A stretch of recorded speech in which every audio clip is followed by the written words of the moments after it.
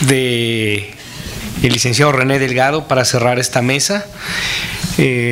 Nuestro amigo René es director editorial, como ustedes saben, del periódico Reforma.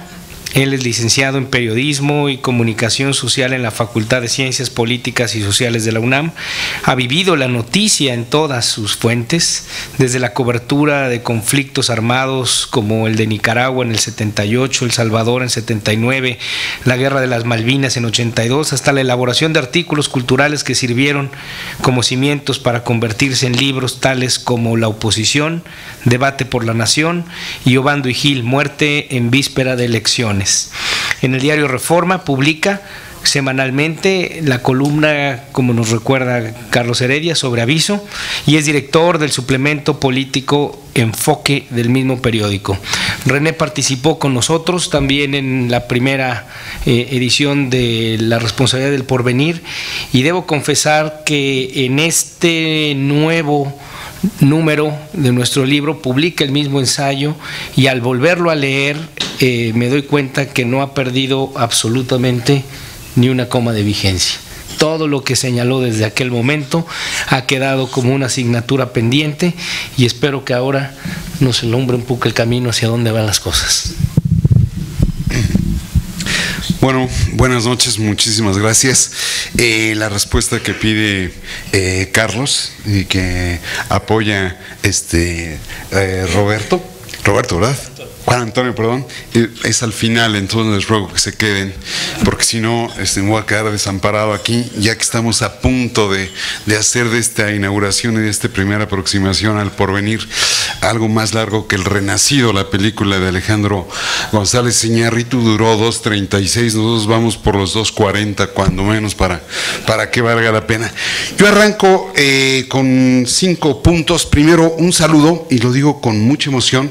Me emociona mucho ver a gente del Instituto Armado en un foro de razones. Me emociona, me importa mucho que el Instituto Armado, que tantas responsabilidades trae en este y el anterior sexenio, se interese por cuanto está ocurriendo dentro y fuera del país.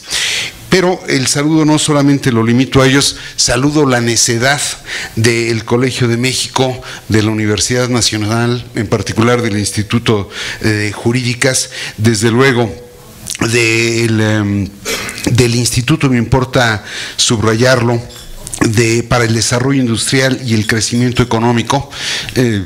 Lo digo con reconocimiento al ingeniero Gutiérrez Muguerza, porque primero, no es frecuente que los empresarios se interesen por la parte política y social del país, en un país donde no hay muchos empresarios, hay más bien muchos comerciantes y muchísimos más contratistas. Y entonces para mí sí me resulta muy importante que un instituto más ligado a la producción que al conocimiento se acerque a estos temas, porque me parece que estamos en un punto de quiebre. Esos son los saludos. 2, felicito a Arturo, y esto es lo que va a pasar, Carlos, inmediatamente. Arturo ya tiene que comenzar a diseñar el nuevo libro, porque evidentemente el que coordinó se ve ya rebasado.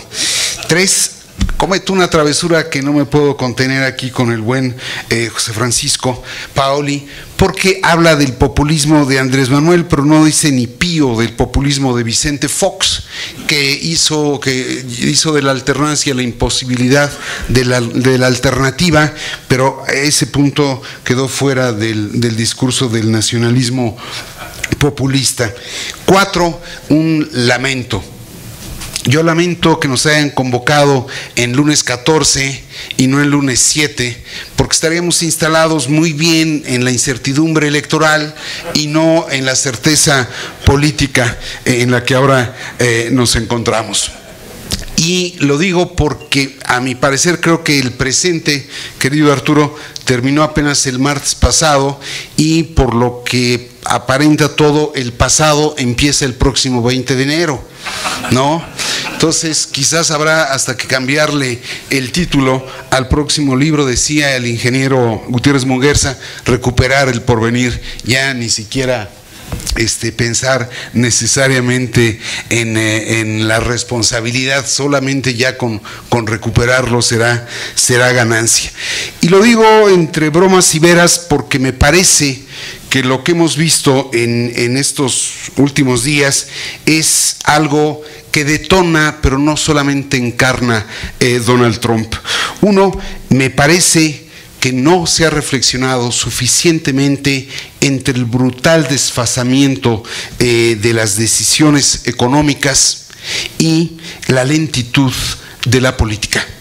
Es decir, con oprimir un send o un enter se mueven millones y millones de divisas y ni con una asamblea ni con un congreso se toman las decisiones políticas adecuadas. Me parece que ahí hay un serio problema que no se ha explorado suficientemente, que es el del desfasamiento entre la economía y la política, que están colocando en un serio predicamento a la democracia. Ahí yo discrepo un poco de Pedro Salazar.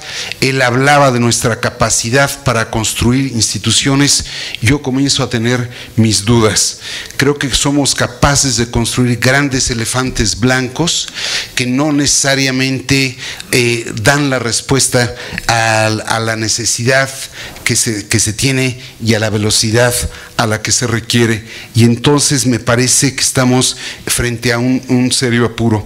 Dos, me parece el azar era un ingrediente que Mao Zedong, aquí está nuestro sinólogo, tomaba como un factor en la toma de decisiones. Yo a veces creo que la velocidad está incorporándose a la toma de decisiones y que no es un elemento que se tome en cuenta, el de la velocidad, que en este caso me parece que se cifra en el hecho de que, para mi gusto, la globalización no ha reportado los beneficios que se suponían a la gente y solo a la bóveda de los grandes consorcios, y que estamos viendo un fenómeno de desesperación social que va con enorme vértigo y que no sé, y lo digo con pena, si la política lo pueda resolver.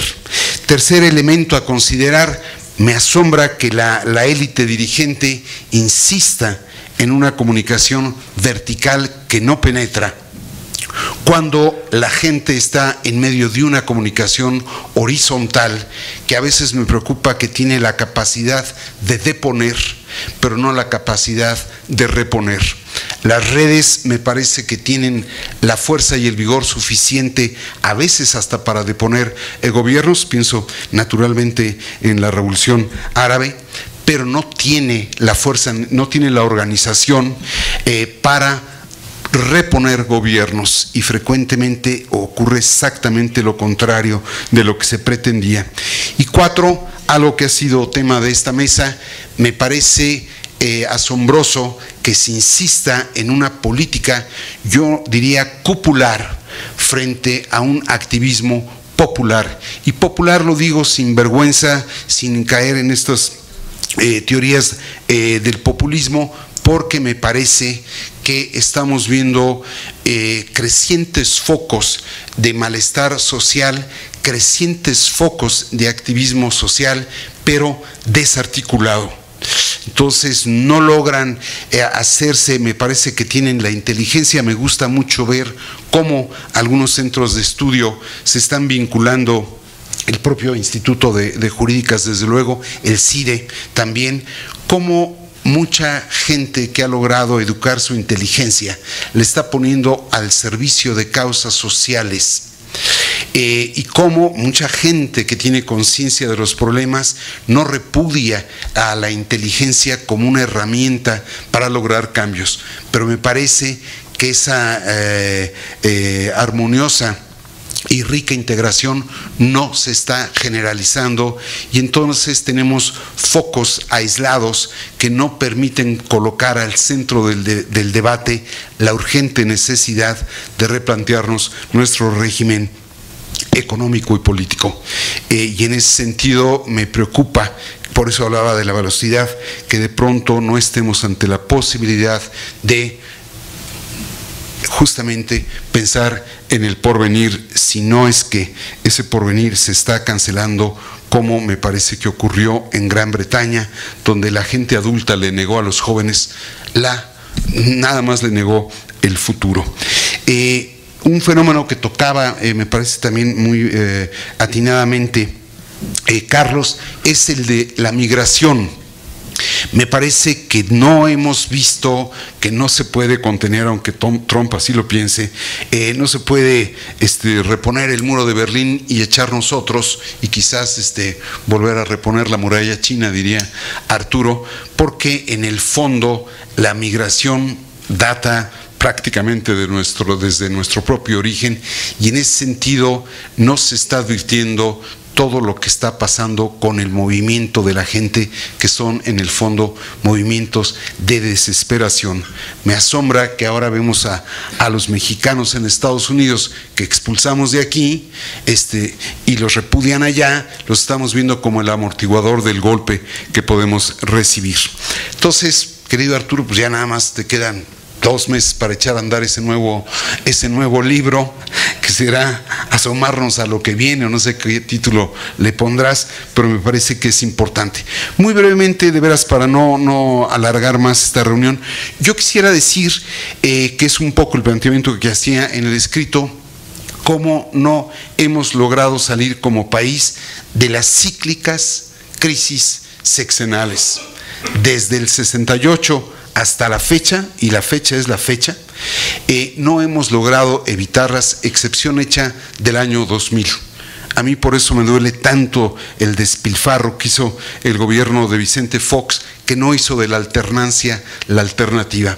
68, una crisis político-social; 70, una crisis económica; 76, una crisis económica; 82, otra crisis económica; 88, una crisis político-social; 94, una crisis político-social económica, de la que me parece no hemos desprendido suficientes lecciones. 2000, la excepción; 2006, a punto de una crisis constitucional, y estamos insertos no al final, sino prácticamente desde antes del 4º año de gobierno, en una crisis que no sé cómo va a terminar. Y lo digo, lo señalo porque en el fondo, y lo trato de ser muy sucinto, porque en el fondo estamos llevando a cabo reformas estructurales en un país desestructurado, ¿no? Se hace una reforma educativa no con los maestros, sino contra los maestros. Se emprende una reforma petrolera cuando el entorno advierte que no va a ser lo que se pretendía. Me parece que opera la de telecomunicaciones, me parece que puede rendir frutos la laboral, frutos interesantes. Me parece un error gravísimo el masacote que fue presentado como reforma electoral en esta política de canje, de trueque entre los partidos. Es grave y es criticable que la administración del presidente Enrique Peña Nieto no se haya consolidado como gobierno, pero me parece más grave que la oposición panista y perredista hayan perdido el sentido de su razón de ser. Hoy se conforman con un caramelo, un magistrado, algún comisionado, alguna posición chiquita y, si se puede, un moche. Entonces, verdaderamente por eso hablo del predicamento de la democracia como tal, en el concepto general, diría casi global, como en el concepto nacional. La democracia se ha reducido a un simple día de elecciones, donde el fraude ya no se comete el día de la jornada electoral, sino un poquito antes. Es decir, sobre la base de la coacción y la compra del voto. Y a pesar de que hemos entrado se habla de 13 reformas estructurales, la central y principal no se ha tocado, la del régimen político. Este régimen no da más de sí. Para tranquilidad de Paoli, no importa quién llegue, no va a poder. Y no va a poder porque no hemos hecho la reforma del sentido del poder, solo hemos hecho la reforma del reparto del poder. Y todos los partidos están fascinadísimos porque porque a todos nos toca algo. Quizás no mucho, pero el patio de mi casa es particular, se riega y se moja como todos los demás, y agáchense y vuélvanse a agachar. Y en ese sentido, verdaderamente me parece que el desafío que tenemos enfrente es enorme. No quiero pensar en los cubanos, pero han de estar con una cara de susto inmensa.